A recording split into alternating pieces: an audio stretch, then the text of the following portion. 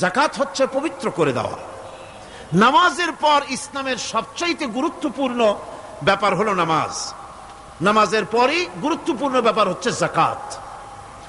আর ইবাদতের বেলায় সাধারণত নামাজের পরে আমরা রোজা বলি, নামাজ রোজা, কিন্তু আসল কথা হচ্ছে নামাজের পরই যাকাত।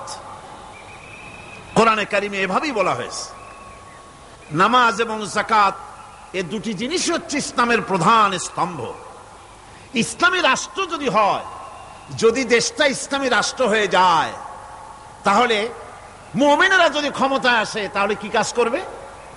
আল্লাহ রাব্বুল আলামিন কোরআনে কারীমের মধ্যে বলেছেন, আল্লাযীনা ইম্মাক্কান্নাহুম ফিল আরদি আকামুস সালাত ওয়া আতাউজ যাকাত।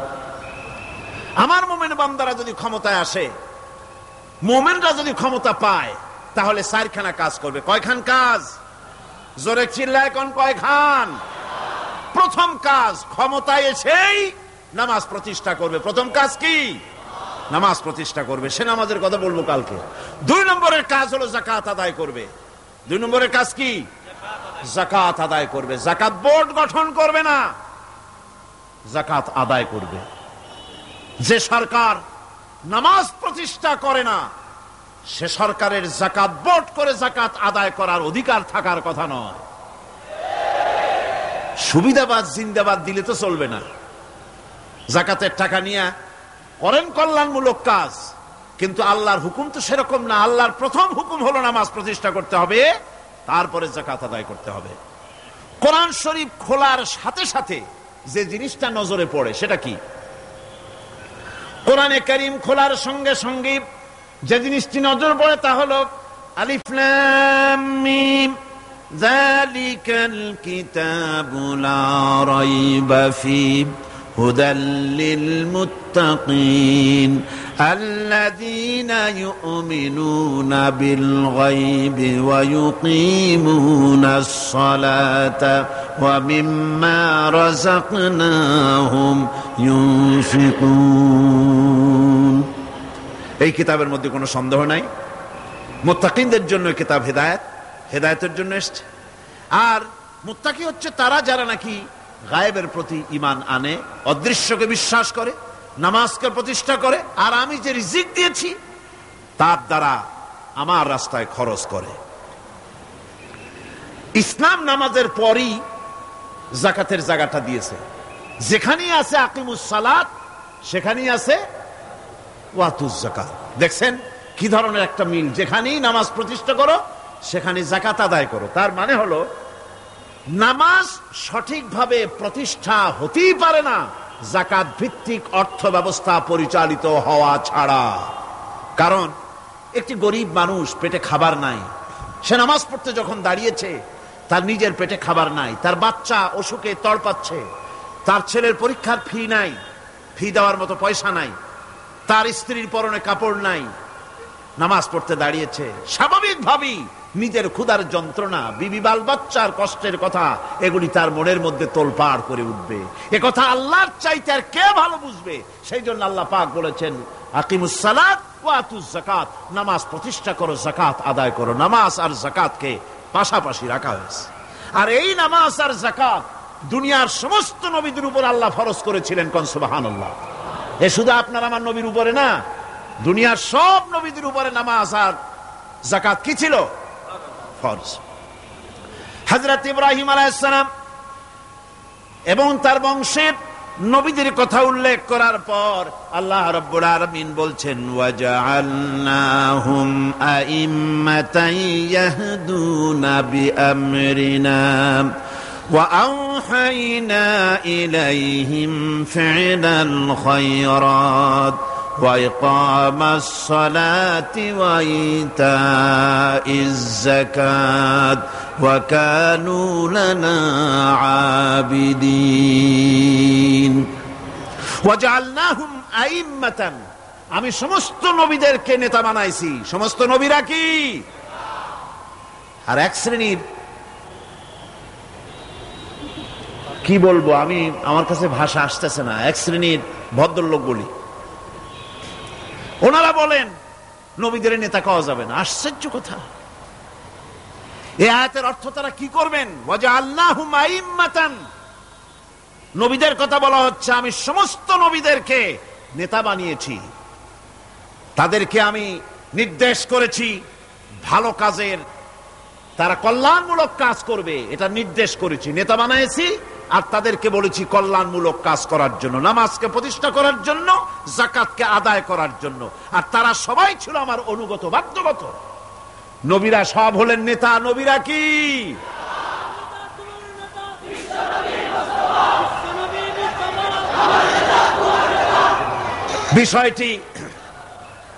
বিষয়টি ওনারা বুঝতে চান না, বিষয়টি ওনারা বুঝতে চান না, তাই নবীকে ওনারা নেতা বলতে চান না। বাংলায় আপত্তি করেন, সাইয়েদেনা বলতে আপত্তি করেন না। সাইয়েদেনা মানি তো আমাদের নেতা, দরুদ শরীফ পড়লি তো আল্লাহুম্মা সাল্লি আলা সাইয়েদেনা বলি, মানি হলো আমাদের নেতা। ইংরেজিতে বললে অসুবিধা নাই, উর্দুতে বললে অসুবিধা নাই, আরবিতে বললে অসুবিধা নাই, বাংলায় নেতা বললেই অসুবিধা। কেন হইল? কারা জানি স্লোগান দেয় অমুক অমুক আমার নেতা, তোমার নেতা অমুক তমুক, সেই জন্য হুজুর সাল্লাল্লাহু আলাইহি ওয়াসাল্লাম নেতা কওয়া যাবে না। একটা কথা হইল। রাসূল করিম সাল্লাল্লাহু আলাইহি ওয়াসাল্লাম নবীরাই যদি নেতা না হন, তাহলে নবীরা কি অনুসারী? নাউযুবিল্লাহি মিন যালিক। রাসূলকে বলা হয় ইমামুল মুরসালিন। আমাদের হুজুরকে কি বলা হয়? আমাদের রাসূলকে কি বলা হয়? ইমামুল মুরসালিন। মানে কি? সমস্ত নবীদের নিয়ে উনি নামাজের, সমস্ত নবীরা একটা মসজিদে নামাজ পড়তেন, উনি সেখানে ইমামতি করতেন নাকি? না, সমস্ত নবীদের তিনি ইমাম, নেতা। সুবহানাল্লাহ। সুতরাং এটা এক ধরনের মূর্খতা। আল্লাহ পাক বলছেন আমি সমস্ত নবীদেরকে নেতা হিসাবে পৃথিবীতে প্রেরণ করেছি, তারা হচ্ছেন নেতা। তাদেরকে আমি হেদায়েত দিয়েছি, আমি হুকুম করেছি ওহীর মাধ্যমে জনকল্যাণমূলক কাজ তোমরা করো, নামাজ প্রতিষ্ঠা করো, কল্যাণমূলক কাজ করো, ফেলাল খায়রাত, কল্যাণমূলক কাজ করো, আর নামাজ প্রতিষ্ঠা করো, যাকাতকে আদায় করো। আর তারা সবাই ছিল আমার বাধ্যগত।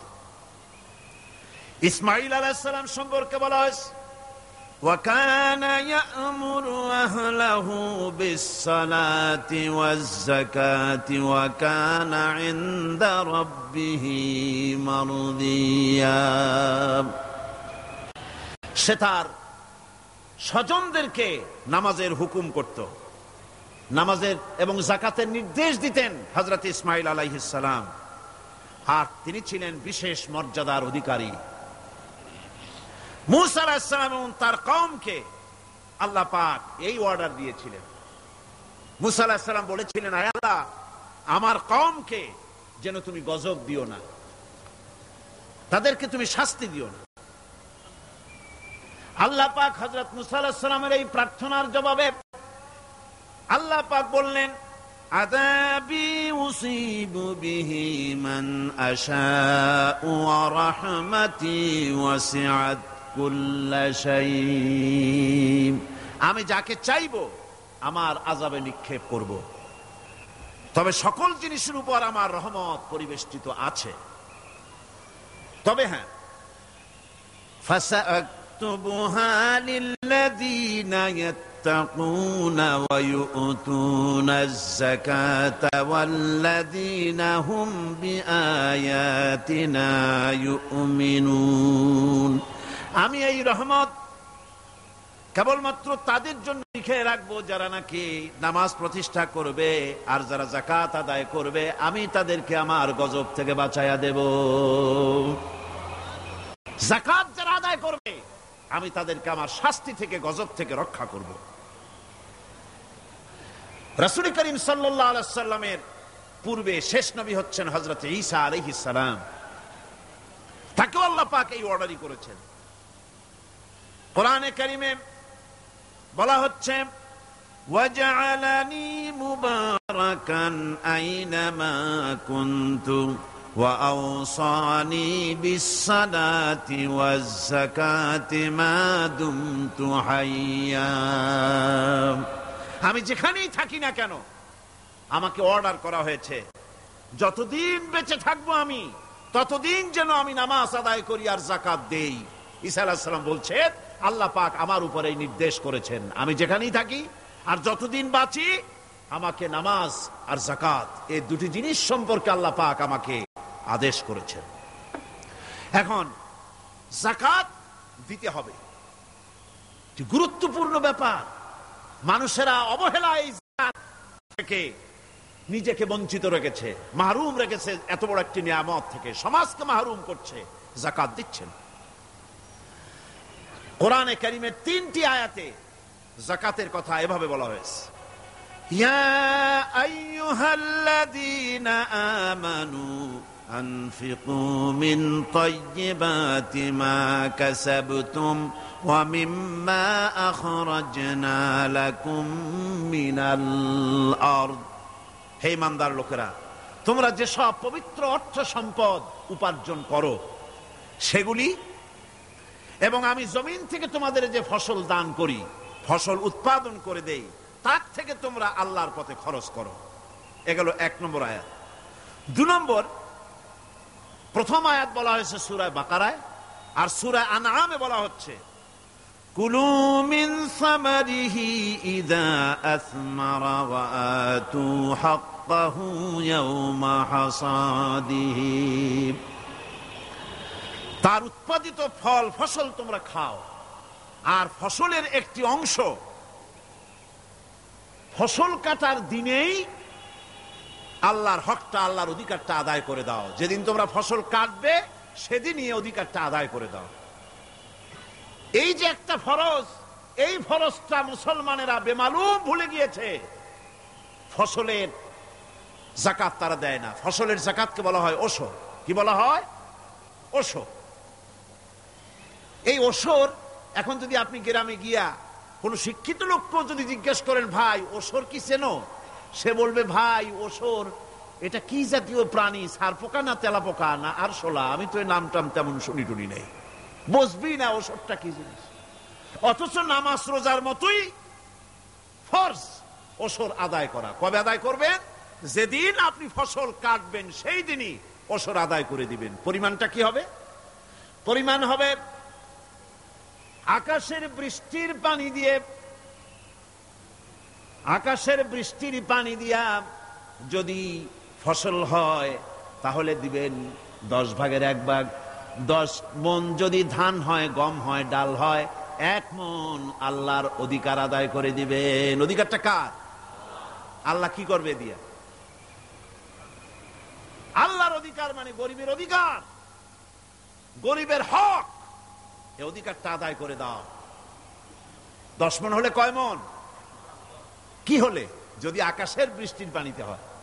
আর যদি আপনার সেচের মাধ্যমে হয়, সেচ পরিকল্পনার মাধ্যমে পয়সা খরচ করে পেট্রোল ডিজেল লাগায়া ইঞ্জিন চালাইয়া পানি উঠাইয়া কষ্ট করে ফসল ফলাইছেন, তাহলে আল্লাহ পাক বলছেন 10 মণে 1 মণ দেওয়া লাগবে না, তোমার খরচ হয়েছে বেশি।